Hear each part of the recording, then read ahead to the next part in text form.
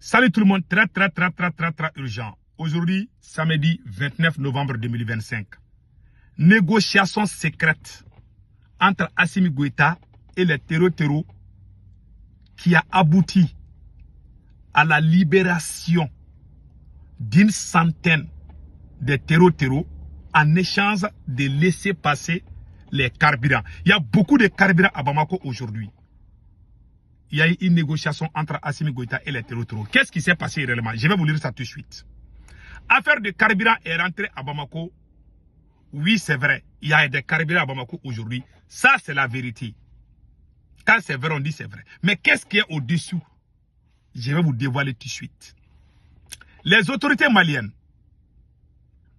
ont négocié discrètement avec les terreaux pour la libération de 165 combattants du groupe armé terreau en échange du passage sécurisé des citernes, voilà, des citoyens et les transporteurs. C'est-à-dire que les citernes peuvent passer, mais les terreaux ont négocié la libération des 165. Après, je suis allé faire d'autres recherches. Il paraît qu'après 165, il y a eu une cinquantaine aussi. Donc, ça va dans les 215. Donc, 215 terreaux ont été libérés. Des grands terreaux. Donc, maintenant, les négociations étaient simples. Libération des combattants terreaux arrêtés par l'armée malienne en échange de laisser passer le carburant. Et maintenant que le carburant est rentré, la négociation est terminée. Voilà. Maintenant, la négociation est finie maintenant. Voilà. Maintenant, la personne a écrit ici. Et pourquoi on n'a pas négocié pour la libération? Moi, je pense qu'on doit faire les échanges des prisonniers. Moi, je ne suis pas d'accord qu'on négocie avec les terreaux, mais les échanges des prisonniers, on peut les faire. Même les grandes puissances les font, entre l'Ukraine et la Russie. Si on doit échanger la libération des terreaux, on doit aussi libérer les soldats maliens. Pourquoi les citernes? Pourquoi négocier? Donc, les citernes valent mieux que nos braves soldats arrêtés avec les terreaux. Ouais, même ceux-là même qui sont en train de nous combattre, ils s'aiment entre eux. Et ils s'aiment. Les terreaux s'aiment. Ils se soutiennent. Les terreaux se soutiennent. Ouais, aujourd'hui, ils ont réclamé la libération de leurs camarades terreaux. Mais il y a les camarades de Assimi Goïta qui sont aux mains de ces mêmes terreaux-là. Assimi ne parle même pas de leur libération. Assimi veut que les carburants rentrent. Comme ça, les gens vont applaudir, l'armée monte. Comment vous pouvez comprendre? Il y a même une seule citerne n'a pas été touchée. Même moustique n'a pas touché au camion citerne. C'est rentré. Tout le monde a vu. Il y a beaucoup de citernes qui sont rentrées à Bamako. Maintenant, je demande à tout le monde d'aller prendre carburant parce que ça va finir bientôt. Hein. Je ne sais pas, peut-être qu'ils vont faire d'autres négociations.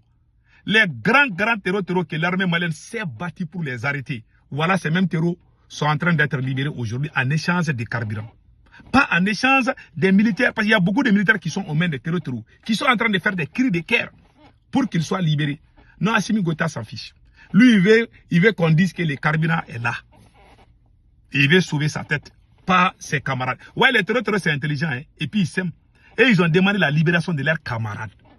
Ils n'ont rien demandé. Ils disent, on veut que vous libérez nos camarades qui sont là-bas. Et Assimi a libéré. C'est la pure vérité que je vous dis. Les propagandistes là ne diront jamais ça. C'est que moi je dis au contraire. Voilà réellement ce qui s'est passé. Ouais, quand tu veux finir avec cette guerre, tu dois faire la guerre. Assimi n'est pas prêt pour la guerre. Et regardez, nos soldats, combien de soldats sont morts avant de capturer certains grands terreaux. Beaucoup de soldats maliens ont perdu la vie. Aujourd'hui, tout est devenu zéro. À cause de la mauvaise politique. Je dis bien, à cause de la mauvaise politique adoptée par Assimi Goïta. Voilà, tout est gâté. Maintenant, moi, le conseil que je donne aux forces armées maliennes, je vous jure, tant qu'Assimi Goïta est là, le Mali va pleurer beaucoup de gens, beaucoup de morts. Au moment où je vous parle, il y a beaucoup de soldats maliens qui ont été faits prisonniers à Sikasso. J'ai des images, je ne vais pas montrer. Quand ils montrent les images, les propagandistes vont dire que non, que ça c'est ancienne image. Moi, je ne vais jamais montrer les images des soldats maliens dans les situations de ce genre. Je ne le ferai pas. Sauf si ils font des messages, je peux montrer ça. Mais au moment où je vous parle, à Sikasso, les terroristes ont réussi des renforts à Sigasso. Ils ont capturé beaucoup de militaires maliens. Ils ont fait comme ça beaucoup de militaires maliens. Je suis désolé, mais c'est la vérité. Ce sont les enfants des pauvres personnes qui sont en train de mourir comme des mouches à cause de la mauvaise politique d'un seul individu assoiffé du pouvoir qui a tout gâté, qui a saboté la révolution. Plus de 2000 soldats maliens sont emprisonnés à Bamako par Assimi Goïta. Il est même allé louer les villas dans les quartiers pour mettre certains militaires là-bas. Dans l'histoire du Mali, on n'a jamais vu ce genre de choses. Aujourd'hui, ils ont négocié avec les terroristes pour l'arrivée des carburants. Et regardez comment les carburants sont arrivés. Même Moustique n'a pas touché. Et puis on les voyait à rang comme ça, beaucoup même. Tu peux compter jusqu'à beaucoup. C'est quitté et arrivé jusqu'à Bamako. Rien. Parce qu'il y a eu des négociations secrètes. Ils ne vont pas tout vous dire. Mais voilà la vérité. Les citernes valent-elles mieux que les soldats maliens? Point d'interrogation. Au lieu de se battre pour la libération des soldats maliens, Assimi Goïta s'est battu pour que les citernes puissent rentrer à Bamako. Les terroristes qui sont libérés là, ils vont se renforcer encore, ils ont reçu de l'argent, ils ont reçu leurs camarades qui étaient en prison. Donc encore, ces mêmes personnes vont aller prendre les armes encore contre nous. À cause d'un président maudit que nous avons aujourd'hui. Voilà la vérité. Voilà la vérité.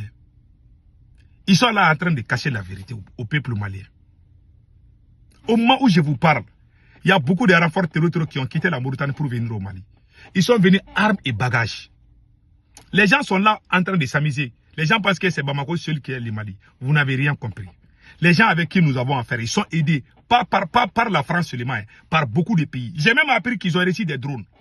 Il va arriver des jours où les mêmes terroristes ne vont plus aller prendre les motos pour aller attaquer les convois de citernes. Ils ont des drones, on est en train de les entraîner pour le lancement des drones. Quand ils vont apprendre ça là, vous n'allez plus les voir. Vous allez voir seulement les drones en train d'attaquer seulement. Ils vont se cacher sous la forêt là. Et puis ils vont attaquer.